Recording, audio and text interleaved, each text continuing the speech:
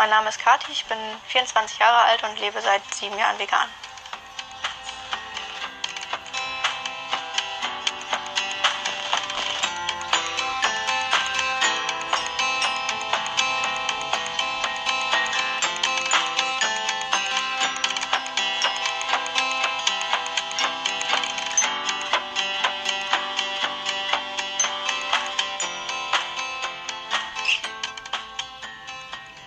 Der Anstoßpunkt für meinen Aktivismus war ein Erlebnis in der Universität, wo in so einer Art Geschichtsunterricht die Frage aufkam, wie hätten wir reagiert, wenn wir in einer Zeit gelebt hätten, in der andere Menschen als Sklaven gehalten haben. Und natürlich möchte man sagen, ich hätte diese Ungerechtigkeit gesehen, ich hätte mich dagegen aufgelehnt, ich hätte für die Rechte aller Menschen gekämpft, aber dann ist mir relativ bald diese Parallele bewusst geworden. Und ich habe gesehen, dass wir auch heutzutage unglaublich viele Tiere als Sklaven für unsere Bedürfnisse halten. Und als mir das bewusst geworden ist, konnte ich nicht etwas anderes tun, als mich dagegen einzusetzen. Also wenn einmal diese Ungerechtigkeit so bewusst und so klar deutlich vor einem steht, ist es nicht mehr möglich, es zu ignorieren oder ein Teil davon zu sein.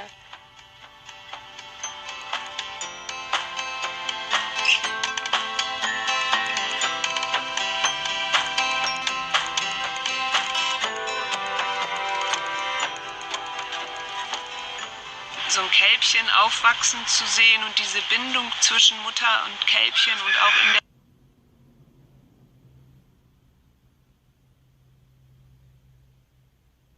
der Gruppe zu erleben, das geht schon sehr nahe. Und da ist so das hat sehr viel mit Gefühl zu tun. Man entwickelt ja auch ein Gefühl zu den Tieren. Das war für mich schon so, obwohl ich ja schon fast vegan war, aber nochmal so der Punkt, wo ich gesagt habe, so und da kann ich nicht mehr verdrängen. Das ist jetzt echt erledigt, ne?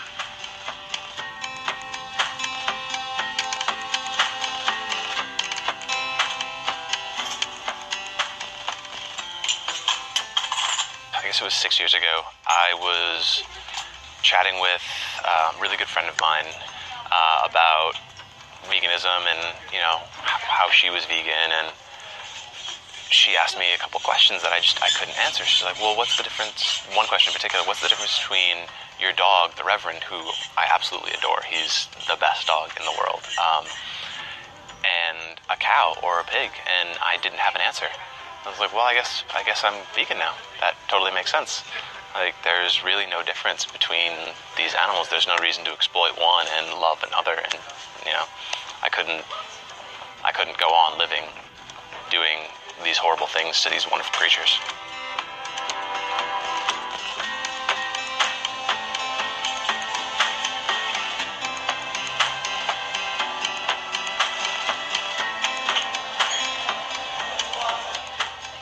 If I could become vegan, somebody who was a butcher, somebody who, you know, somebody who was obsessed with charcuterie, and somebody who, you know, served foie gras in the restaurant, if they could go vegan, I think that pretty much anybody could do it. Yeah. Except for that guy over there.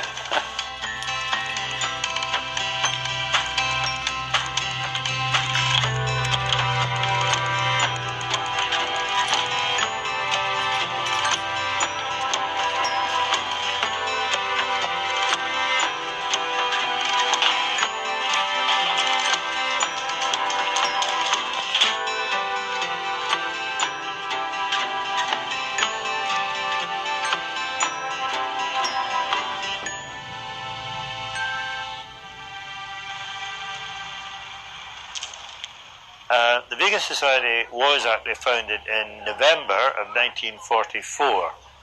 There were always vegetarians who felt that drinking milk and eating eggs was not really a very vegetarian thing to do.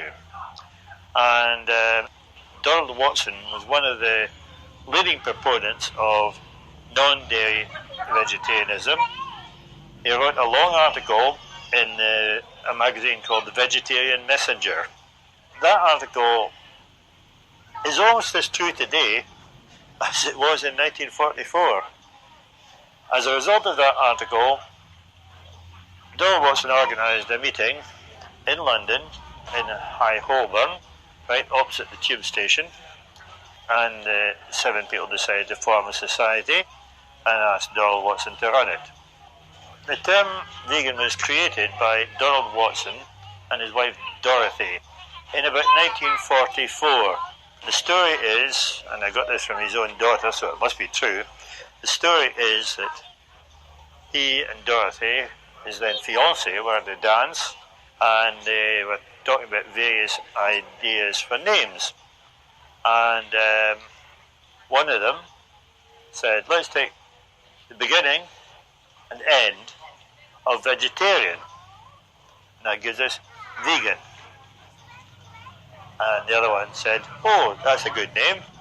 And it's been the name of the Vegan Society ever since.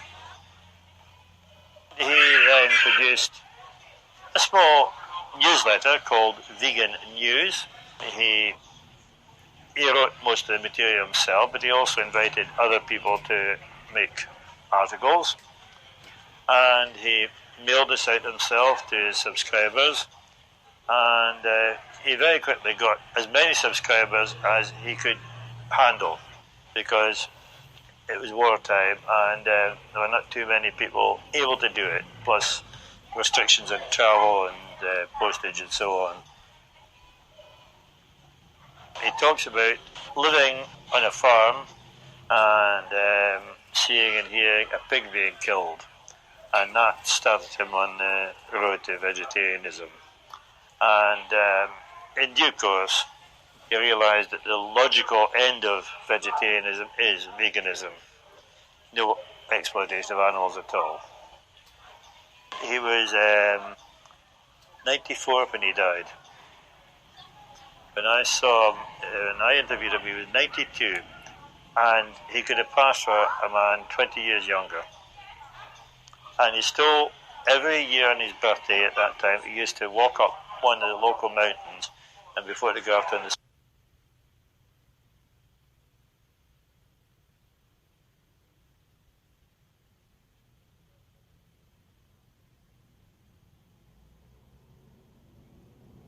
summit.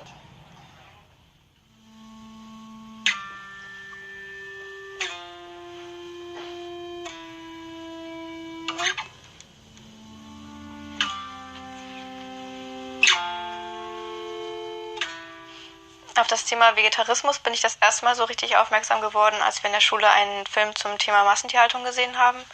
Und danach bin ich so langsam vegetarisch geworden, aber erst auch nur so, dass ich das Fleisch aus dem Essen, was meine Mutter zubereitet hatte, raussortiert habe, weil ich das einfach so eklig fand, dass ich das nicht mehr in mir haben wollte. Und je mehr ich mich dann damit beschäftigt habe, desto klarer wurde mir, dass die logische Konsequenz für mich ist, vegan zu leben. Nachdem ich Vegetarierin geworden bin, habe ich mich immer weiter mit dem Thema beschäftigt und habe dann irgendwann festgestellt, dass nicht nur für die Produktion von Fleisch, sondern auch für Milch und für Eier Tiere ausgebeutet, gequält und getötet werden. Milchkühe zum Beispiel müssen regelmäßig Kälber bekommen, die ihnen dann direkt nach der Geburt entrissen werden.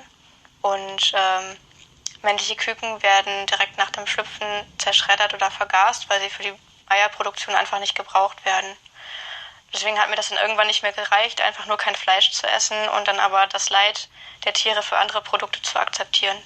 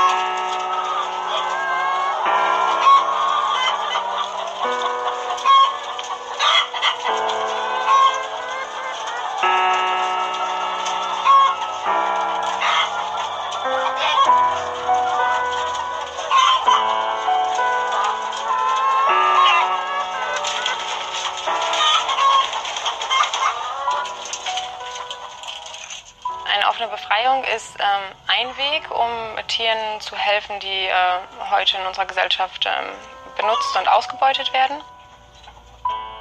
Offene Befreiung deswegen, weil die Aktivisten, die diese Tiere befreien, sich dabei filmen, ihre Gesichter zeigen und offen dafür einstehen, dass sie diese Befreiung durchgeführt haben.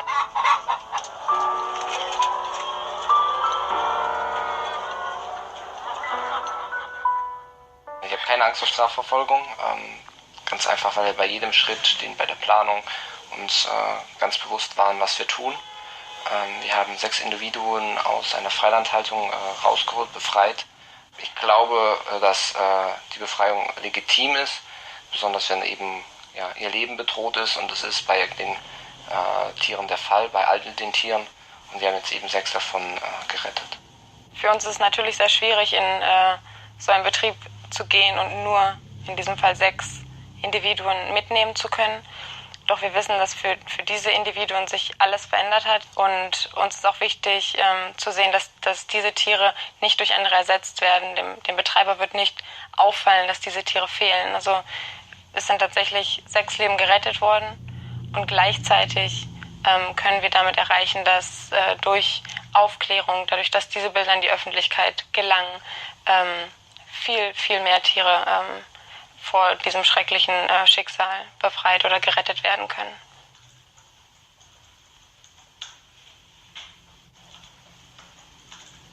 Ich stelle mir das Leben schrecklich vor, was die Tiere in der Tierhaltung, in der Massentierhaltung oder in dem Fall auch in der Freilandhaltung durchleben. Sie werden geboren, um irgendeine Funktion für den Menschen zu erfüllen, und ihre Interessen werden nicht wahrgenommen, eben nur insoweit, wie sie produktiv für den Menschen sind. Und sobald das nicht mehr gegeben ist, werden sie dann umgebracht. Ja, ich denke, uns ist auch wichtig, dass man sieht, dass diese Tiere dort als Waren wahrgenommen werden. Sie werden nicht als Individuen gesehen, sie sind dort Produkte, die nach ihrer Produktivität beurteilt werden. Und wir möchten zeigen, dass das ein falsches Bild ist, was wir haben, dass diese Tiere Individuen sind und dass es ethisch nicht zu rechtfertigen ist, diese Individuen auf diese Art und Weise auszubeuten und zu benutzen.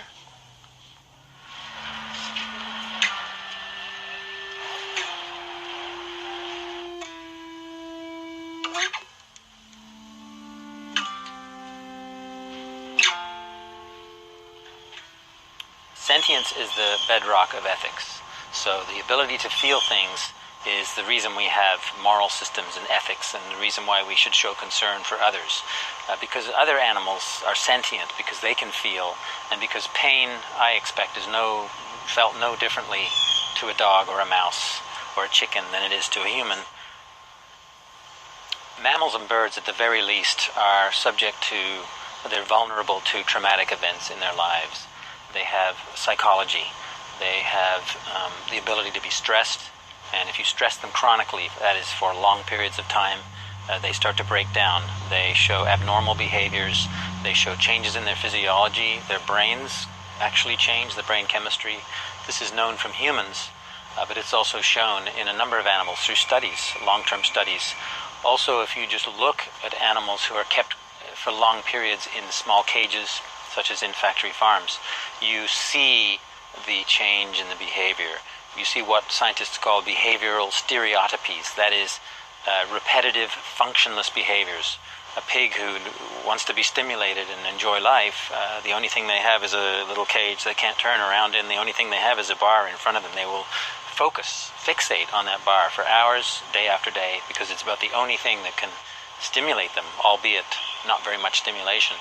A red jungle fowl, which is essentially what a chicken is, evolved to be living out in jungles, flying up into trees at night to roost, and having a social structure, choosing their friends, choosing their mates, going one place to another by choice, by volition, like we do.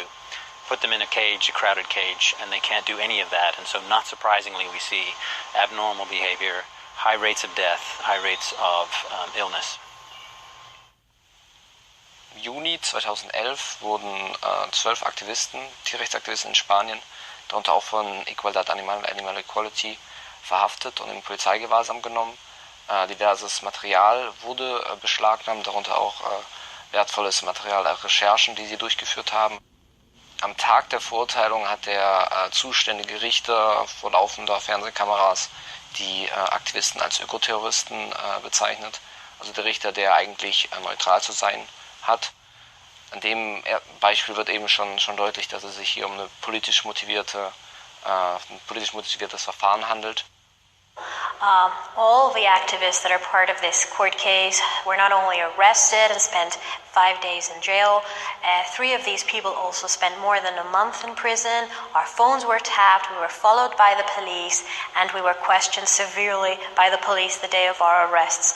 So you become more aware of how powerful these animal industries are and to what extent they would go to stop us. Repression ist eben der Versuch, eine Bewegung mundtot zu machen. Genau das Gegenteil darf passieren. Man muss die Repression thematisieren, man muss eben offen damit umgehen und gleichzeitig weiter aktiv bleiben und zeigen, dass es nicht funktioniert, dass man sie als Bewegung mundtot machen lassen kann. So, the message from corporations and politicians is that we need new terrorism laws, new terrorism powers to go after what they call extremists. The Animal Liberation Front, the Earth Liberation Front, Earth First, Sea Shepherd, groups like this.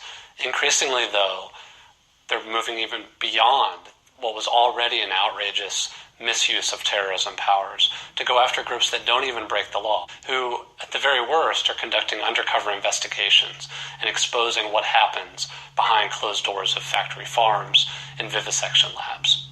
But some of the very exclusive tactics that have been used against animal rights activists in the U.S., specifically targeting undercover investigators, we've seen those same tactics pop up in other countries recently. In Spain, a number of activists were arrested in attempts to link them with underground activity, while their activism has been exclusively confined to exposing what goes on in factory farms. We've seen the same thing in Finland. In Austria, there was a case nearly identical to one in the United States. And I think the important point to note about all of this is that it really shows the danger of this corporate power and unchecked corporate power. Because just as corporations know no international boundaries in their pursuit of profits, they have no international boundaries in the lengths to which they'll go to target activists and to demonize their opposition. Government repression and this corporate repression is happening for a reason. And it's happening because these activists have grown increasingly effective and they've had widespread popular support. I mean, if we look at the environmental movement, for instance, you're not going to meet anyone in this country or in many other countries who does not consider themselves an environmentalist. Everyone does. Everyone wants to think that they are doing what's best for the planet. Corporations would like to manipulate that to mean just go buy this product, buy this specific type of light bulb or this certain type of car, and that's all you have to worry about. Well, these social justice activists are being targeted because they go much further than that. They raise actually a serious critique of our culture, and they're willing to act on it. They're willing to put their bodies on the line, their freedom on the line, and they're willing to do whatever they have to put those beliefs into practice.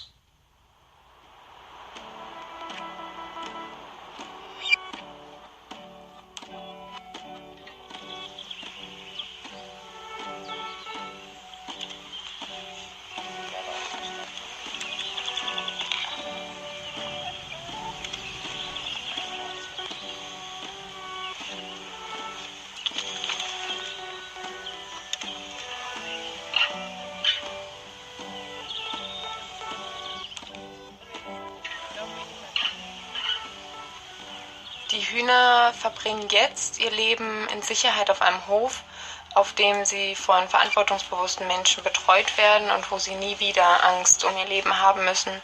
Sie werden nie wieder ausgebeutet und sie können dort bis an ihr natürliches Lebensende ein Leben in Freiheit verbringen.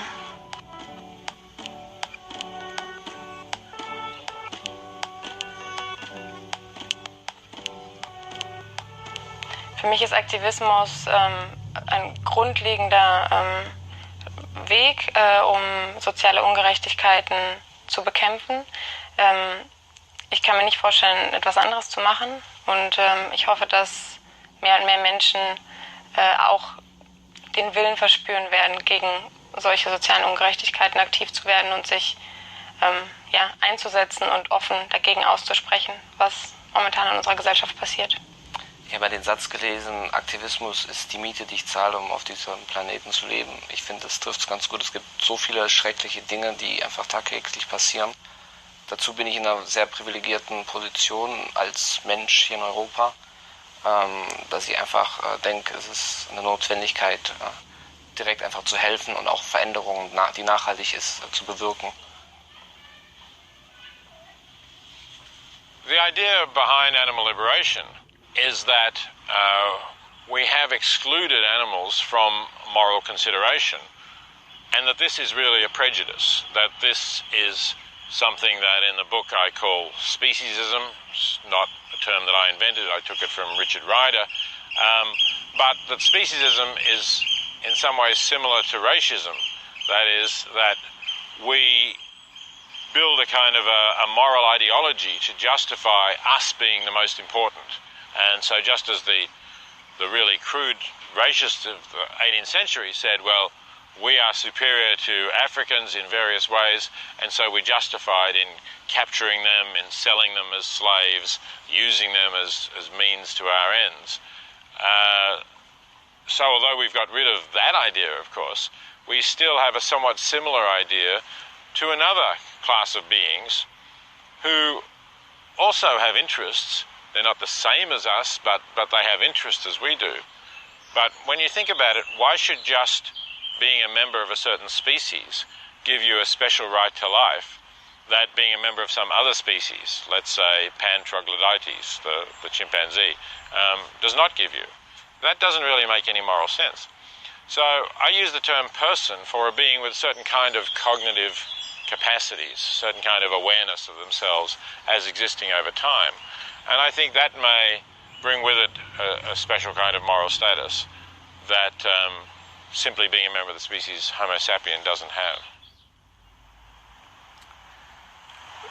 The other animals that we turn into food and turn into clothes, turn into competitors, turn into performers, turn into so-called tools, are unique somebodies, not generic some things. They're not only in the world, they're aware of the world, and they're aware of what happens to them, and what happens to them makes a difference to their life in terms of its duration and its quality. And so in these respects, other animals are just like you and I, just like human beings.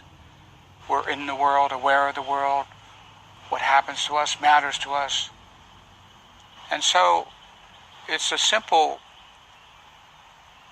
equation, in a way, to realize that we should not do to them what we would not have done to us.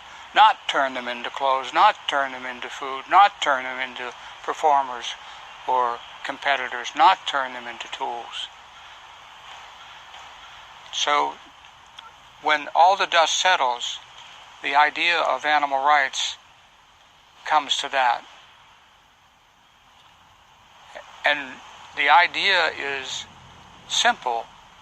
It's that you don't exist for me, and I don't exist for you. And any time you reduce me to a piece of utility to advance your aims or your purposes and so on, you violate my rights.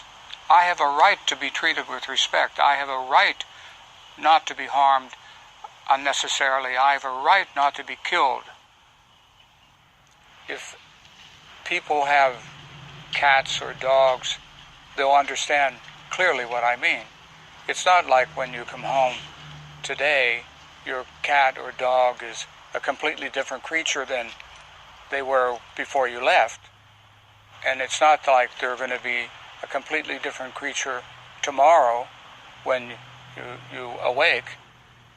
No, they are enduring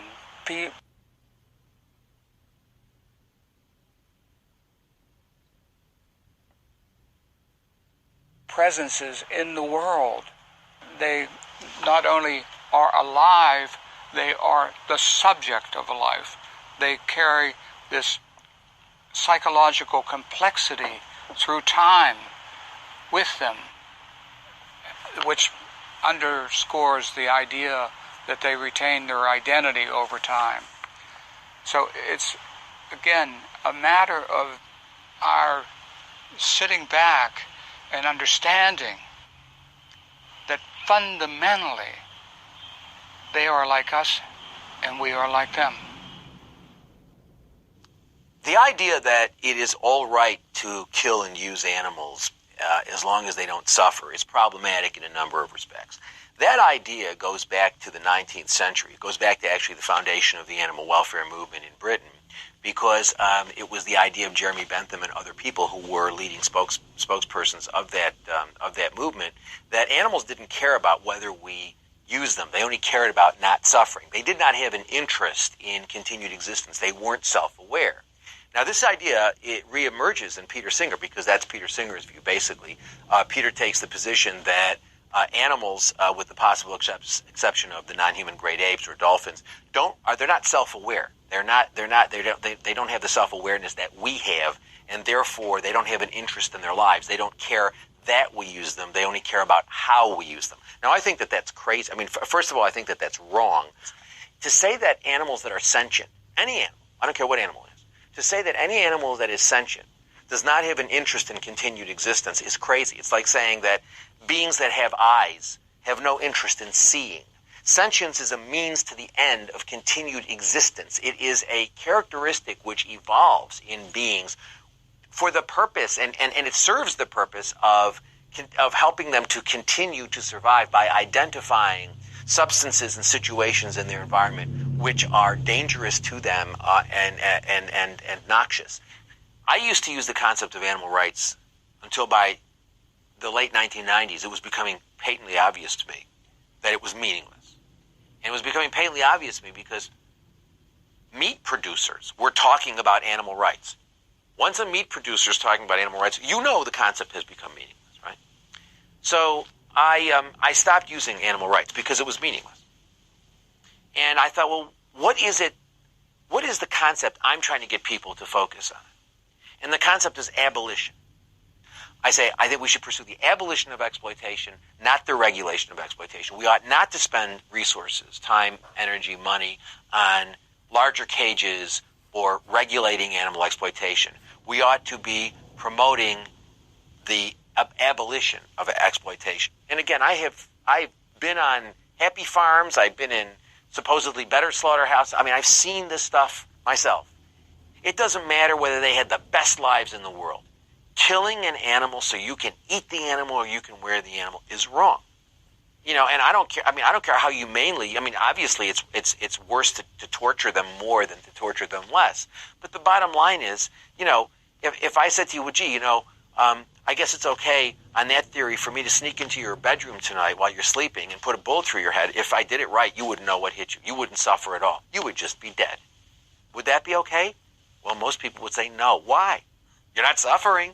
Well, because I've got a life. And the answer is, that's right, you've got a life. So do they.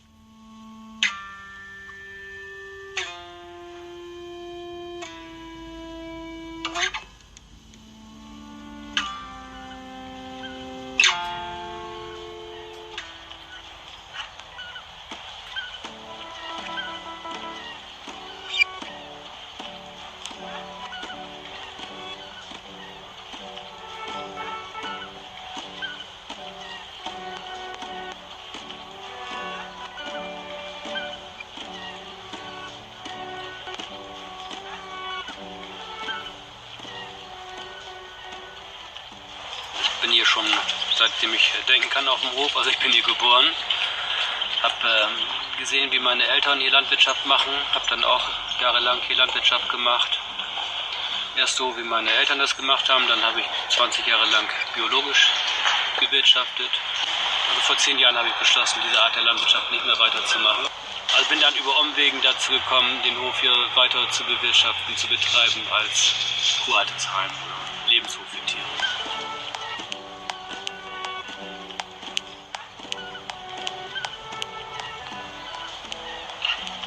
Es sind ganz unterschiedliche Geschichten. Eine Kuh kommt aus einem Tierversuch, die war 4 Jahre im Tierversuch, die hatte einen riesengroßes Loch im Bauch, aus dem Panseninhalt herausgenommen wurde, um Futtermittel, Hochleistungsfutter zu testen. Eine Kuh ist uns ganz aktuell im Sommer zugelaufen. Die ist von einem Nachbarhof abgehauen, hat sich auf eine unserer Flächen gestellt. Wir haben sie da entdeckt und gemerkt, die ist hochträchtig. Und da war das natürlich klar, dass wir die Kuh nicht zurückgeben. Und 2 Tage später ist auch ein Kälbchen geboren. Also es ist sehr unterschiedlich. Die kommen aus dem Tierversuch. An denen sind Operationsmethoden erprobt worden. Und die sind seit 2 Jahren hier und die haben sich super gemacht. Erna und Else.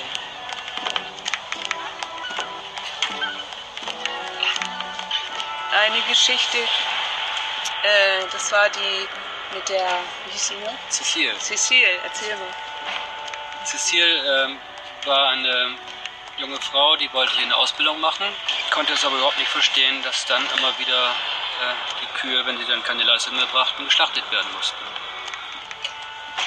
Und eines Tages sagte ich dann zu ihr, so die Kuh, ich habe den Namen vergessen,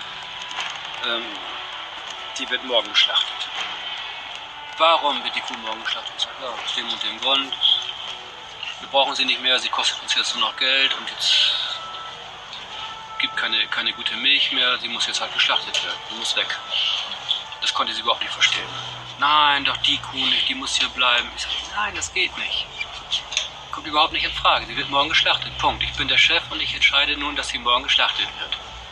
So, und dann ist diese Cecile mit ihrer Blockflöte abends in den Stall gegangen und hat die ganze Nacht bei der Kuh gesessen und hat Blockflöte gespielt. Musik, hat ihr Lieder vorgeflötet.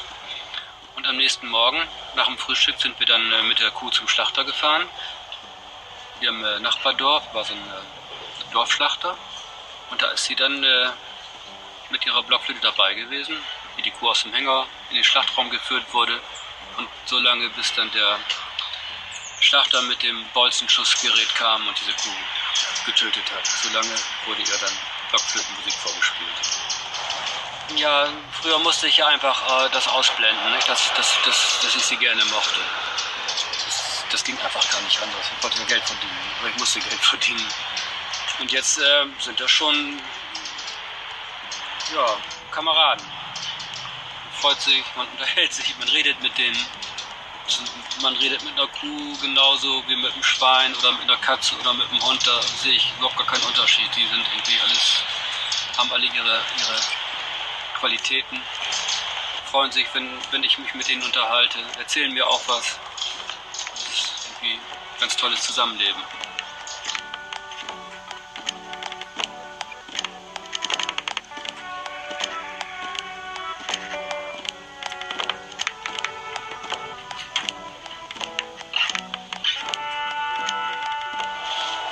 Aber kein Mensch kriegt es mit und kein Mensch weiß es, dieses Leid. Mhm. Ja. Diese Kuh ist 9 Monate schwanger, genauso wie eine Frau. Freut sich irgendwann so, dass es dann endlich zur Geburt kommt. Ist schon ganz gespannt. Ist das Mädchen, ist das ein Junge? Ich weiß nicht was. Und dann ist diese Geburt, das ist also auch verdammt anstrengend. Das geht ja auch nicht einfach nur mal so.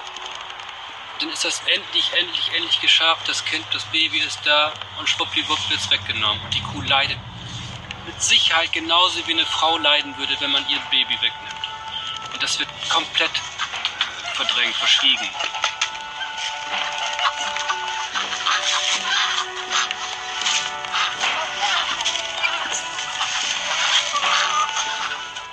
Man begreift erst dann im Zusammenleben mit den Tieren,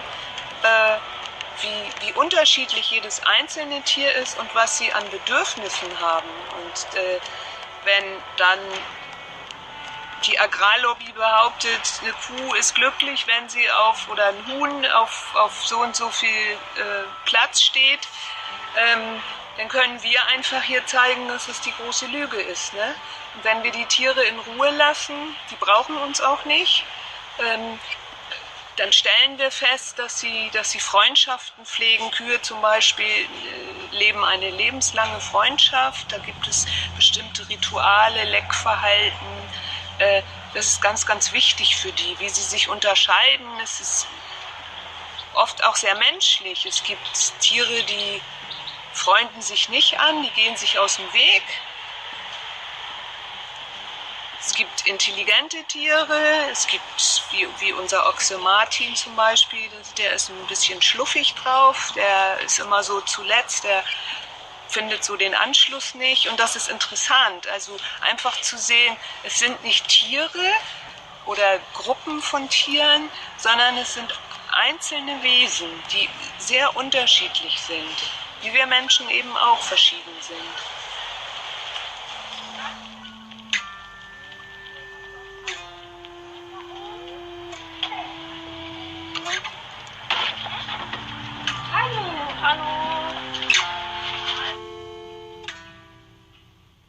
Also als du angefangen hast, vegan zu werden, haben wir uns erst Sorgen gemacht, Papa und ich. Aber mit der Zeit haben wir gesehen, dass du dich sehr gesund ernährst. Wir haben uns da auch eingefunden. Und mittlerweile fangen Papa und ich auch an, viel weniger Milchprodukte zu essen, weil wir uns auch dafür interessiert haben und uns damit beschäftigt haben, über dein veganes Leben. Ja, für mich war das immer ganz schlimm, so am Tisch zu sitzen und vor allem, als ich gerade Vegetarierin geworden bin oder nachher vegan, weil es dann bei mir so Klick gemacht hat und ich dachte so, boah, das kann ja nicht sein, dass dann meine eigene Familie das noch isst und ich daneben sitze und dann habe ich das immer kaum ausgehalten und dann natürlich versucht, euch zu überreden oder zu überzeugen und ja, nachher habe ich einfach versucht, so meine vegane Lebensweise euch vorzuleben und ja, so, ihr habt dann ja dadurch gemerkt, dass es auch anders geht und habt euch dann dadurch auch so ein bisschen umgestellt. Ich denke mal, Fleisch essen ist auch eine Sucht. Man hat sich daran gewöhnt oder die Leute haben sich daran gewöhnt und ja, es ist schwierig, wenn man das nicht will, dann ist das auch schwer. Es ist schwierig, wenn man es gar nicht anders gewohnt war, wenn man so erzogen worden ist und über viele Jahre ganz normal, wie alle anderen Menschen auch, Fleisch gegessen hat. Ja, das wurde ohne schlechtes Gewissen zu haben. Ohne nachzudenken. Ohne nachzudenken, weil man hat das ja als kleines Kind schon vorgesetzt bekommen. Most of us are putting dead animals in our mouths and bodies from the moment we're weaned.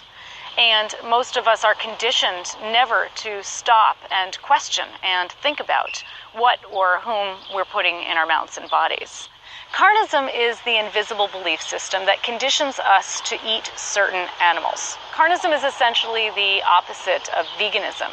We tend to label only those belief systems that fall outside of the norm or the dominant belief system or ideology. When eating animals is not a necessity for survival, which is the case in much of the world today, not all of the world, but in much of the world today, then it is a choice, and choices always stem from beliefs. Now, carnism is a special kind of belief system or ideology. It's a dominant ideology. That means it's invisible, it's entrenched, it shapes norms, laws, beliefs, behaviors, etc. And it's also a violent ideology. It's literally organized around violence. Meat cannot be procured without killing. And dominant violent ideologies such as carnism need to use a set of social and psychological defense mechanisms to enable humane people to participate in inhumane practices without fully realizing what they're doing. In other words, carnism teaches us how not to think and feel. If we were sitting down and told that we were eating meat that came from a golden retriever, chances are we couldn't help but think of the living animal, and we couldn't help but feel disgusted. And yet, when we believe that we're eating the flesh of a cow, for instance, we likely have no thought of the living animal and feel no disgust. And when we're not aware of the reality of our meat and of our authentic thoughts and feelings about our meat, then we are also not aware that we have a choice, that we are making a choice every time we eat meat and eggs and dairy. And so this gap in our consciousness that carnism creates. It creates this gap in our consciousness, this disconnect, where we're not making the conscious connection between the animal foods on our plate and the living being it once was. It robs us of our ability to make our choices freely, because without awareness, there is no free choice.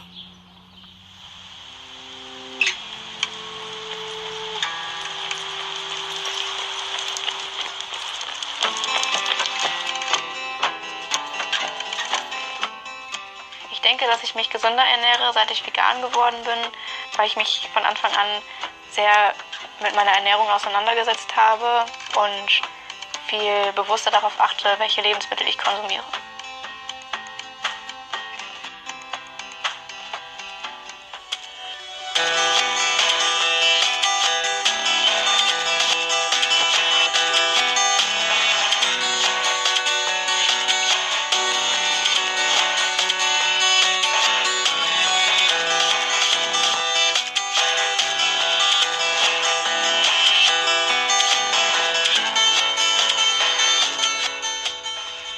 I'm Jack Lindquist. I'm 31 years old, vegan, professional track cyclist.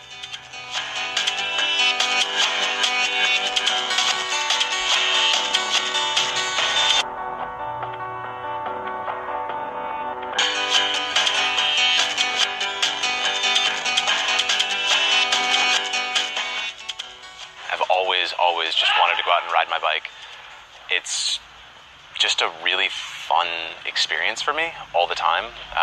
I didn't get into racing until after college and after having an office job where I worked in the defense industry, and then kind of had a bit of a breakdown of,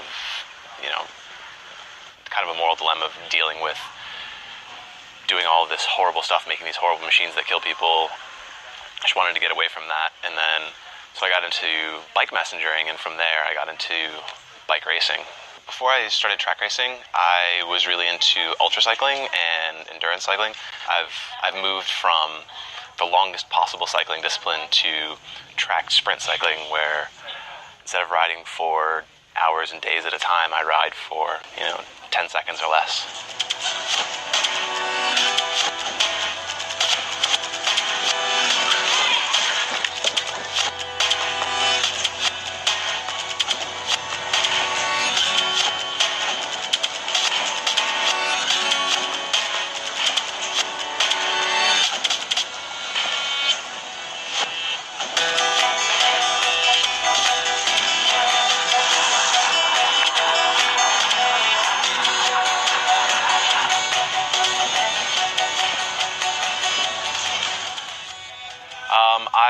I made the long list for the U.S. for the 2012 Olympics. That was spectacular. But then, unfortunately, things didn't go quite the way we wanted. It's still good. I'm still planning on competing in Rio in 2016 for the U.S. So I've got 4 more years to work hard and get faster and stronger. So.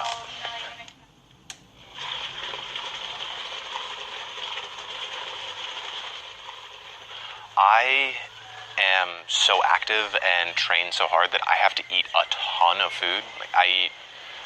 Been over this with my nutritionist. I eat in the neighborhood of 5,000 or 6,000 calories a day, and we've gone through and we've done food logs just to see what I'm eating and see if I'm getting enough nutrients and enough of everything. Since I eat so much, it's really not too much of an issue that I have enough variety just because I have so much volume. 2 days a week, I'm in the gym at 8 in the morning for 2 to 3 hours. And then Monday through Friday, I'm on the track for 3 or 4 hours. Saturdays and usually maybe Wednesday or Friday, I'll also be on the road doing a ride for another couple of hours. So, I train sometimes 35, 40, 45 hours a week. When I switched over to being vegan, I noticed that immediately my recovery time went down, my energy levels went up. I was able to eat and feel a lot cleaner all the time. I didn't have that really heavy feeling after a big meal or anything like that. In general, other athletes are pretty accepting about it. I mean, only the ones that I'm friendly with and comfortable with will give me a hard time once in a while about it. I've had people be like, well, you're obviously not getting enough protein, you're deficient in this, this, and this. But I'm not. I've had blood tests done, I've worked with a nutritionist, and I take care of it. And I eat properly, I eat healthy, I eat intelligently. So I don't have those problems. And as all the coaches have said, as long as you're taking care of your diet and your business, then that's your business. You're fine. So I've ended up working with a lot of vegan athletes, and they are competing at every level. I'm not going to say that they're better because they're vegan, but it is not hindering their performance at all. And it's phenomenal now that we're finding athletes switching to veganism, or mostly vegan, for the benefits. And I think in the next 5 to 10 years, we're going to see a lot more of that. And it's really exciting. Because if athletes can be vegan, then anyone can be vegan, right? They have the most nutritional demands of anyone on Earth. Animal-based foods are a problem. Not only do they have the protein that can contribute to cancer, also heart disease, increase in cholesterol levels, and a number of other diseases. But it's not just the protein, it's also the redistribution of other nutrients that occur as a result of consuming animal-based foods.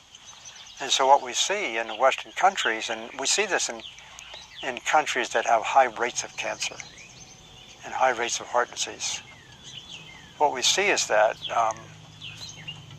this kind of diet, fairly rich in animal-based foods, is associated with increased rates of these pretty serious diseases. We did a nationwide survey in China of attempting to determine what was causing cancer, for about a dozen different cancers. What was causing cancer to be so high in some counties and much lower in other counties?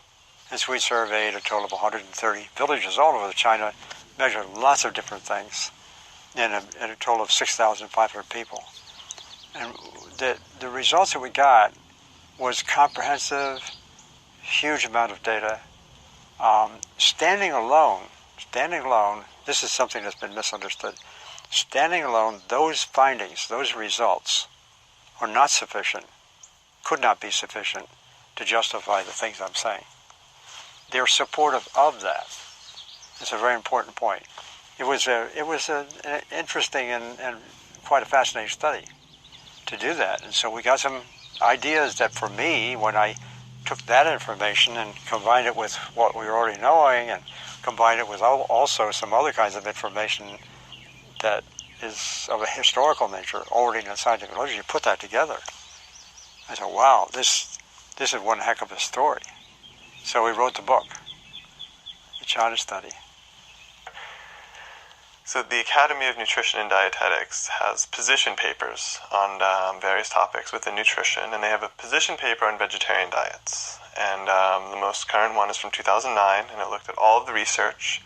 And their official position is that vegetarian and vegan diets are healthy throughout the life cycle. So from pregnancy through lactation to infants, adolescents, adults, even athletes, that a well-planned vegan diet is totally adequate.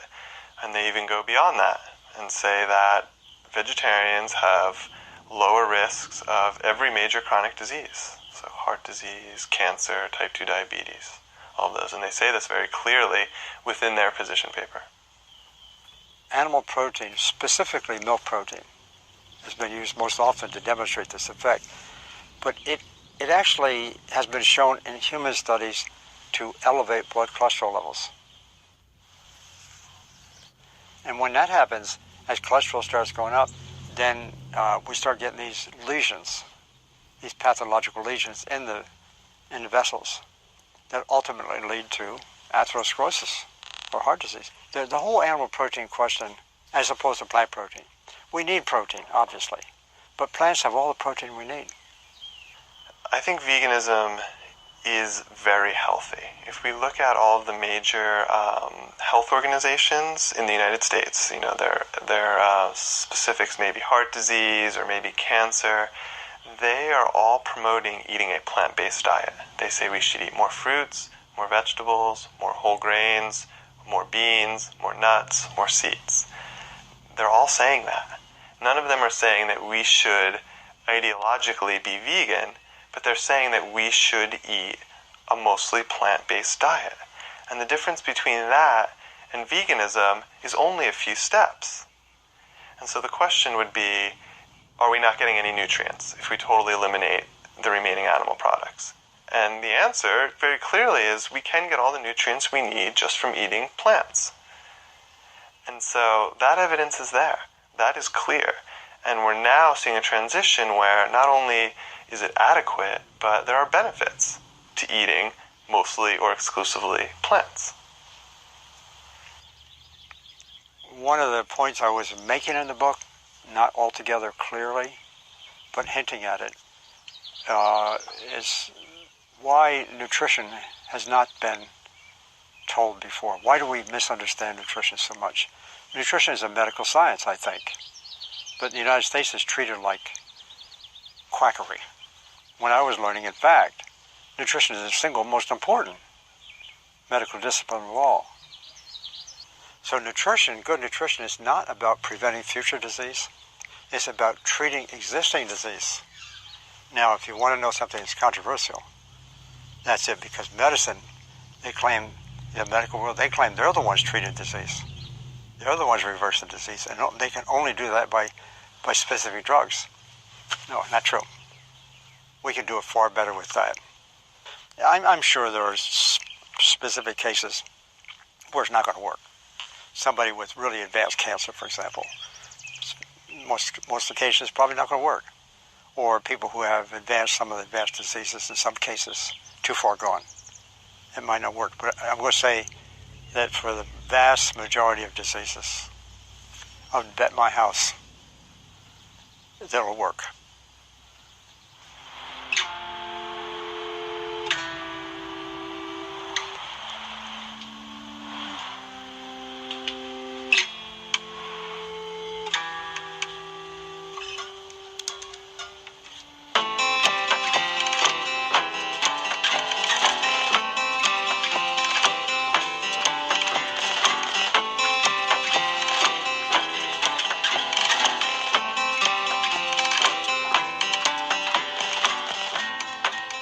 Wenn ich einkaufen gehe, versuche ich auch auf die Herkunft der Produkte zu achten, weil für mich nicht nur Veganismus, sondern auch Umweltschutz eine große Rolle spielt.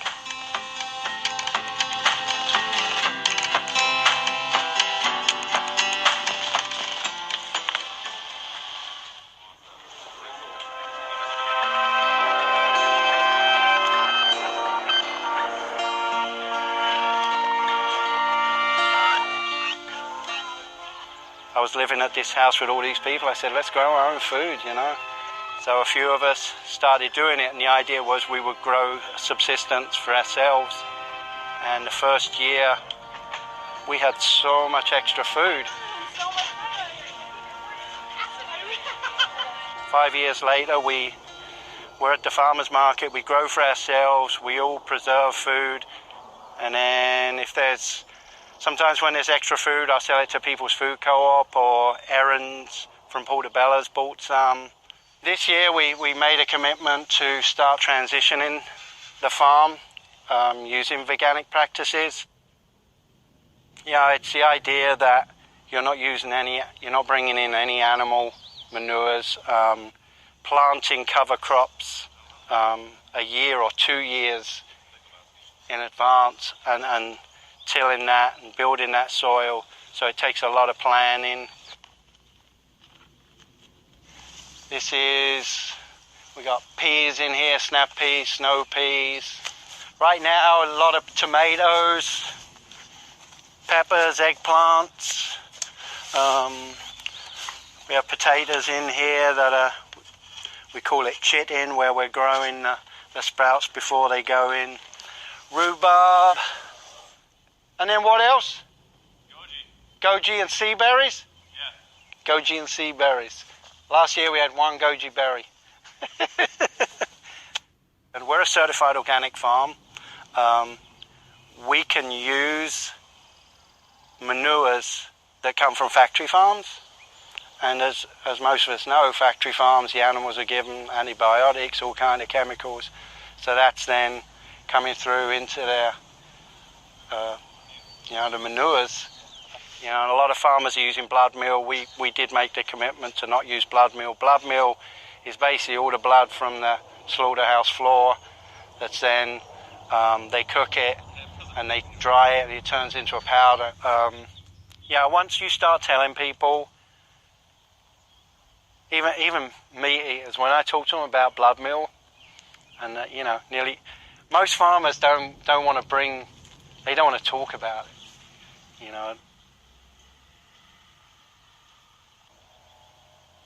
It doesn't make me feel good knowing that other people are suffering growing my food, so I wanted to do the hard work of growing my own food, and in that I have a newfound respect for the food I eat at the end of the day.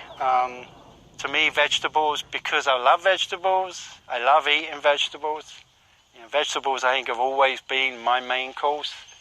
I'll have the tofu, the tempeh on the side, but vegetables I've just always loved it. And, getting away from a lot of the processed foods, I think, is really important for people. And maybe that will be reconnecting as they reconnect with the soil and have relationships with the food they grow. Maybe they'll start getting away from what I call Walmart food. Die Produktion unter Anführungsstrichen von 65 Milliarden Nutztieren pro Jahr hat sehr massive Konsequenzen auf die Ökologie. Also es ist zum Beispiel der mit Abstand größte Flächenverbraucher der Erde. 2/3 aller von Menschen genutzten Flächen sind nur für die Tierhaltung. Also sind Weideflächen und Futtermittelanbauflächen. 2/3 aller von Menschen genutzten Flächen sind nur dafür da. Man muss sich überlegen, man braucht ja enorme Mengen an Futtermittel, viel mehr als würden wir die Pflanzen direkt konsumieren. Also wenn wir Menschen Pflanzen essen, dann ist es weitaus effizienter, als wenn wir vorher die Pflanzen an Tiere verfüttern. Denn was machen Tiere, bevor wir die Tiere essen? Sie verbrauchen im globalen Schnitt so ca. 7 Kalorien an pflanzlichen Lebensmitteln und produzieren dann eine einzige Kalorie und der Rest geht verloren. Und damit sind natürlich die Flächen, die wir brauchen für den Futtermittelanbau, viel größer, als wenn wir uns direkt von den Pflanzen ernähren. All life on Earth is minutely adapted and attuned and evolved to a very stable climate, which we've had for the last few thousand years. And this process of adaptation to climate, adaptation to anything, is very slow in plants and animals. And so big changes are going to kill off lots of plants and animals. And the other thing is it'll not only kill off plants and animals, it will reduce agricultural yields, so it will decrease the food supply. Farming is above all dependent on weather and climate. It's the only sector which is largely outside, some in greenhouses but not much on a world scale. And so it depends on a stable climate. Climate change does entirely the wrong thing. It makes the climate more variable, more extremes, some places wetter, some places drier. And the agricultural sector cannot keep up with these huge and very sudden changes. Wenn man die Massentierhaltung, die Nutztierhaltung aus Klimaschutzsicht betrachtet, dann gibt es einmal diese berühmte Studie der FAO, der UNO-Landwirtschaftsorganisation aus dem Jahr 2006, Livestock's Long Shadow, wo die FAO eben gesagt hat, die Nutztierhaltung trägt zu 18% am globalen Klimawandel bei. 18%, das ist mehr als der gesamte weltweite Verkehr, also alle Autos, Flugzeuge, Schiffe, Züge und so weiter zusammen. Das ist schon mal sehr beträchtlich, also 18%. Dann gibt es natürlich auch andere Studien, die diesen Beitrag höher schätzen. Es gibt auch Faktoren, die zum Beispiel nicht berücksichtigt worden sind in der FAO-Studie. FAO-Studie misst nur Emissionen, also das, was wir quasi in die Atmosphäre entlassen. Und wenn ich diese Flächen nicht mehr besetzen würde durch die Nutztierhaltung, dann hätte ich die Chance, dass dort beispielsweise natürliche Vegetation wieder wachsen könnte. Und dieses Nachwachsen von Wäldern oder von natürlicher Vegetation würde wie ein Schwamm CO2 aus der Atmosphäre aufnehmen. Das heißt, ich hätte nicht nur den Wegfall der Emissionen aus der Tierhaltung, sondern auch den Effekt, dass die nachwachsende Vegetation das Klima entlasten würde. Ich bin überzeugt, dass wir in Zukunft diese Form der Nutztierhaltung, die wir jetzt betreiben, indem wir da Getreide und Soja anbauen, an Tiere verfüttern, den großen Teil der Kalorien verlieren und dann einen kleinen Teil der Kalorien essen als Tierprodukt, das wird dieses verschwenderische System nicht aufrechterhalten können. Aus Welternährungsgründen, auch aus ökologischen Gründen. Das ist viel zu flächenintensiv. Wir brauchen eines Tages die Flächen vielleicht für andere Zwecke. Wir müssen vielleicht eines Tages, wenn wir kein Erdöl mehr haben, unseren Treibstoff oder unsere Kunststoffe auf landwirtschaftlichen Flächen anbauen. Und dann müssen wir viel effizienter mit den Flächen umgehen. Dann können wir uns diese Verschwendung nicht mehr leisten. Oder die riesen Wasserverschwendung, Wasserverschmutzung, Regenwaldzerstörung, Klimawandel, alles was die Nutztierhaltung bedingt, Verlust von Artenvielfalt. Das sind alles Dinge, die wir in der Form nicht aufrechterhalten können. Die Tiere in der Massentierhaltung werden viel mit Antibiotika behandelt. Die Antibiotika haben auch nicht nur, dass sie Bakterien bekämpfen, haben sie auch eine Wirkung als Wachstumsbeschleuniger und deswegen werden sie sehr stark eingesetzt. Und das führt natürlich dazu, dass viele dieser Bakterien resistent werden. Das macht uns auch in der menschlichen Behandlung Probleme, denn wir nutzen zum Teil die gleichen Antibiotika auch bei der Behandlung der menschlichen Krankheiten und es können gar nicht so viel Antibiotika entwickelt und neu entdeckt werden, wie eigentlich gebraucht werden. Die Tiere sind sehr empfindlich, weil sie sehr geschützt aufwachsen, kann sich ihr Immunsystem nicht gut entwickeln und deswegen sind sie auch sehr anfällig für Krankheiten. Das ist also ein Kreislauf, der sich in den Schwanz beißt und sie müssen vor Infektionen geschützt werden und deswegen wird alles kontrolliert, was in so eine Tierfabrik hineingeht. Das nennt man Biosicherheit und es ist unglaublich teuer. Aber es wird wenig kontrolliert, was aus der Tierfabrik hinauskommt. Beispielsweise Schweinegrippe, Vogelgrippe, das ist auch unglaublich teuer. Aber das zahlt der Steuerzahler und der Patient. Wir haben erst vor 2 Jahren eine Riesenmenge Schweinegrippe-Impfstoff gelagert, öffentlich bezahlt und nachher weggeschmissen, weil wir es Gott sei Dank nicht gebraucht haben. Aber allein die Angst davor. Die Welttiergesundheitsorganisation sagt, dass 60% der Pathogene, der Keime, der Krankheitskeime, die uns betreffen können, direkt übertragbar sind von Tier auf den Menschen. Und 75% stammen von den Tieren. Also da droht eine riesige Gefahr für die Gesundheit, die wir noch gar nicht richtig erfasst haben.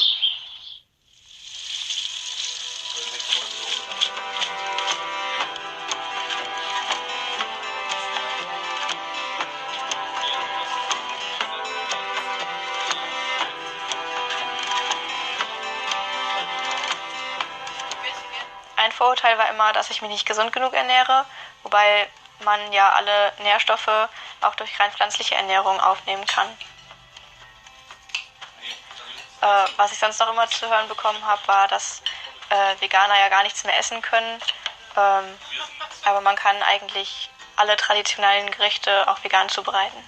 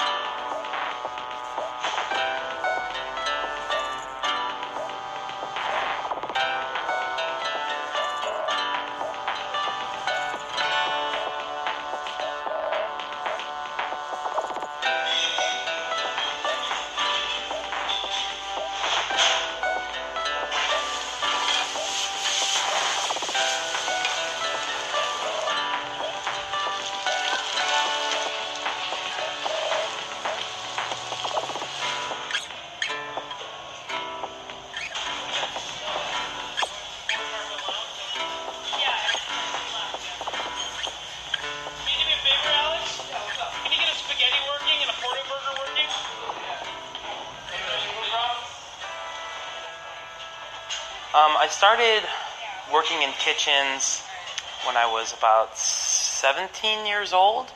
I started working at the Keg Steakhouse as a dishwasher. And I got promoted to salad bartender, and then quickly demoted back to dishwasher because I was pretty incompetent. But I love the kitchen, and I love working in kitchens, and I love cooking. So this was in Seattle where I got my start, and moved around from restaurant to restaurant, trying to get experience, trying to always get to like a better restaurant. And I felt confident enough to open up my own restaurant, doing new French cuisine. And yeah, that restaurant looked a lot different than this one. I served foie gras. I served veal, obviously. There was somewhere along the line where I started to get uncomfortable with my own menu and kind of uncomfortable with the exclusivity of fine dining. And so after a while and doing some soul searching, I started to realize that I couldn't ethically ledger what I was doing anymore. I went and shut down the restaurant and moved to Portland and retired from cooking.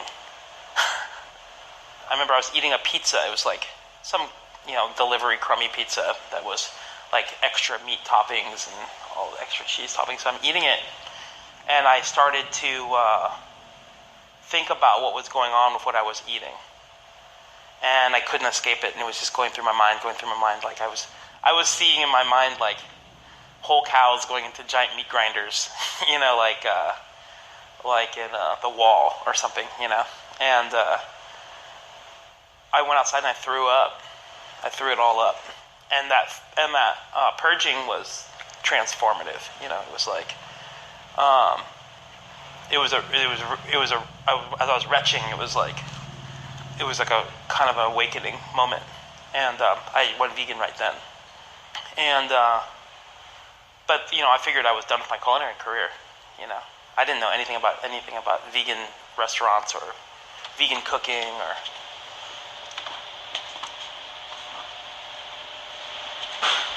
Nice Oregon asparagus.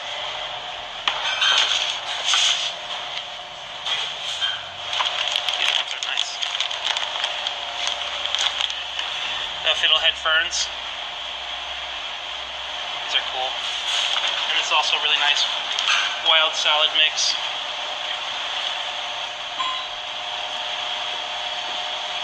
This is really good. This is wild watercress. Very spicy.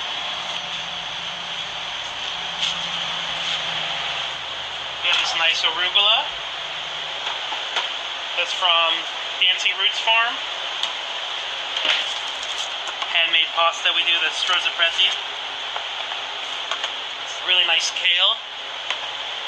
It's beautiful. We make the spaghetti in-house. We have a pasta machine to make the spaghetti. It's like a spaghettini. We just got on the Eater PDX blog's the 38 essential restaurants in Portland, which I was really excited about because the restaurants that are on that are amazing. Not vegan, but I still professionally admire them.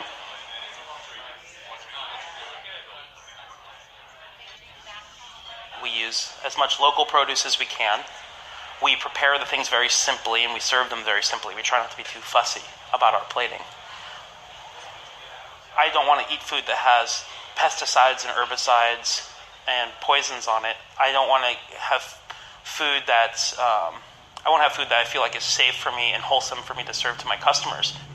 It feels really good to have that relationship with the farmer, to be able to we get a list that says this is what we have available. We put it on board on our wall there where our produce is coming from. It's a huge point of pride for us that we're adaptable enough and that we have enough in our holster to be able to pull out a new dish.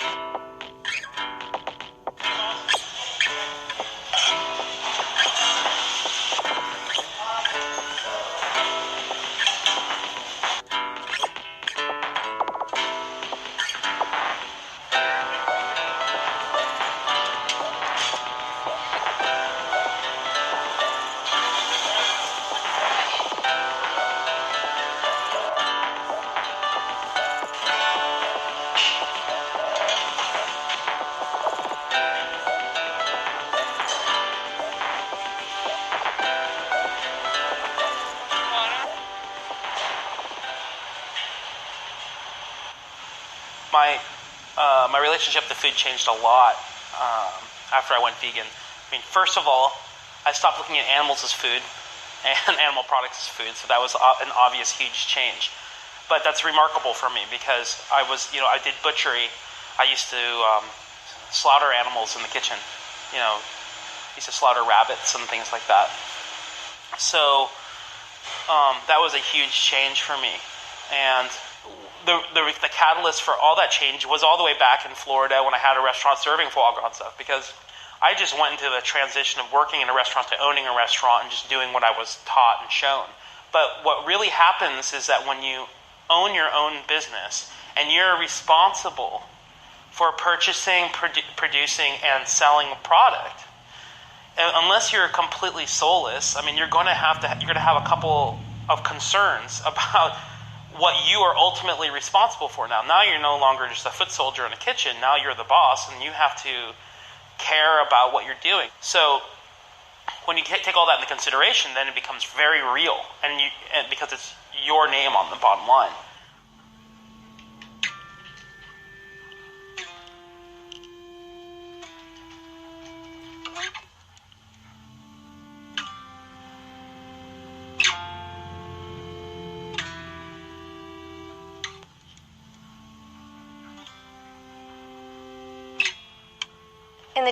I think in the early 2000s, I saw a BBC documentary on chocolate and the slavery involved in the chocolate industry. And obviously I was horrified by what was going on, and that I consider myself to be an educated person, and yet I knew nothing about this issue. But they interviewed one of the slaves who actually escaped from one of these farms. And he was asked by the interviewer, what would you say to a Westerner who eats chocolate? And he said, when you're eating chocolate, you're biting into my suffering, you're biting into my flesh. Something to that effect. And as a vegan, I thought, oh my God, that's the same thing a non-human animal would say about eating them. To me, after learning about all these other issues, I realized that it kind of seemed incorrect to say that we had the most compassionate diet. If we're consuming fruits and vegetables where farm workers are dying in the fields to get on our tables, that isn't necessarily compassionate either. If we're eating chocolate, it may be free from animal suffering, well, non-human animal suffering, but that doesn't necessarily mean that it's free of any suffering if you consider that children or workers in general in West Africa are beaten if they aren't moving fast enough, if they're trying to escape, that they're killed. How is that compassionate? And so that we needed to open and widen our circle of compassion, which something we always want other people to do, is to widen their circle of compassion to include animals. It seemed like we needed to widen our circle of compassion for the human animal and recognize that we had to also make positive impacts on the other parts of the world with our food choices.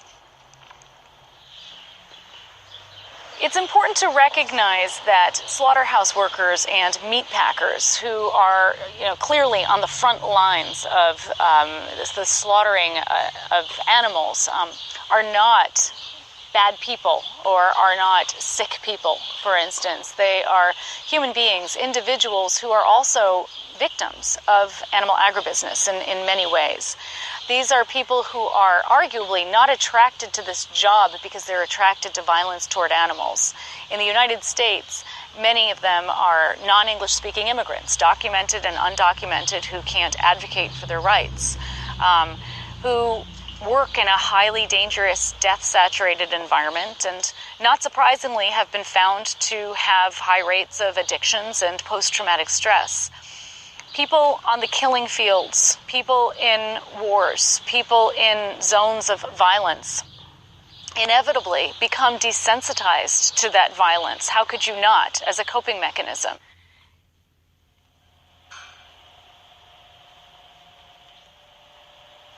We're making new decisions every day. Like right now, we just got a new freezer because we're going to start making our own vegan butter. So we're going to stop using palm oil butter because it's not enough that we're just vegan. And, why are we shipping palm oil all the way from all over the world that's deforesting jungles and destroying orangutan habitat? How am I calling myself vegan and doing that? So we have, or how am I calling myself a good person or an environmentalist? So I'm responsible for what I serve my customers, so I have to buy the right things. And that means a little bit extra work in order to make it good and make it wholesome and make it ethical. So be it. So as a vegan, everybody always asks where I get my protein, especially being an athlete. Everyone has this misconception that, you know, if you don't eat meat, you're never going to get enough protein, you're going to shrivel up and die. But I don't have a problem. I do get a hard time from a lot of other track sprinters because track sprinters generally have a reputation of being, you know, weightlifters who also cycle. So they always give me a hard time, like, oh, you'd be faster if you ate more protein, eat meat, you know? You don't get enough protein. So it's always a little frustrating, but you know, I don't seem to have too much of a problem. Ich erinnere, vor Monaten hat uns ein Bauer geschrieben, dass er nicht weiß, wie lange er das noch aushält. Und das ist natürlich auch noch eine Möglichkeit, Bauern beim Ausstieg zu helfen und ihnen möglicherweise bei der Umstellung zu helfen, also vielleicht das zu machen, was wir machen und ein Konzept anzubieten, wie es möglich ist. Und eine Vision von uns ist, ja, in jedem Landkreis ein Kuhaltersheim zu eröffnen. Natürlich mit dem Übergang, die Tierhaltung ganz abzuschaffen, aber irgendwie müssen wir ja auch gucken, wohin mit den Tieren, ne? Die Zeit, die ich hier habe, möchte ich einfach dafür verwenden, um die möglichst viel Veränderung herbeizuführen. Und für mich wirklich nur die Frage, wo ich ansetze, mit welchen Mitteln. Ich stelle mir die Welt ohne Tierausbeutung einfach so vor, dass die Interessen der Tiere gesehen werden, wenn man einfach durchs Leben geht. Ich würde nicht sagen, dass sämtliche Interessen aller Menschen immer gesehen werden, aber dass man dorthin arbeitet, dass man einfach versucht, wenn wir gewisse Dinge planen, gewisse Dinge durchdenken, dass man einfach immer auch an die nicht-menschlichen Lebewesen denkt. Das ist jetzt einfach systematisch nicht der Fall und im Gegenteil wird komplett gegen ihre Interessen gearbeitet. Ich glaube, eine Welt ohne Tierausbeutung ist definitiv eine friedlichere und gerechtere Welt für alle Lebewesen, die hier leben. Und ja, ich würde mir nichts mehr wünschen, als dass wir alle in Frieden zusammen leben können. Im Nachhinein bin ich sehr froh darüber, dass ich mich damals dazu entschieden habe, vegan zu werden. Und könnte mir auch gar nicht mehr vorstellen, anders zu leben. Und ich würde mir für die Zukunft wünschen, dass sich noch viel mehr Menschen dazu entscheiden, diesen Schritt zu wagen, weil es wirklich sehr einfach ist, vegan zu leben.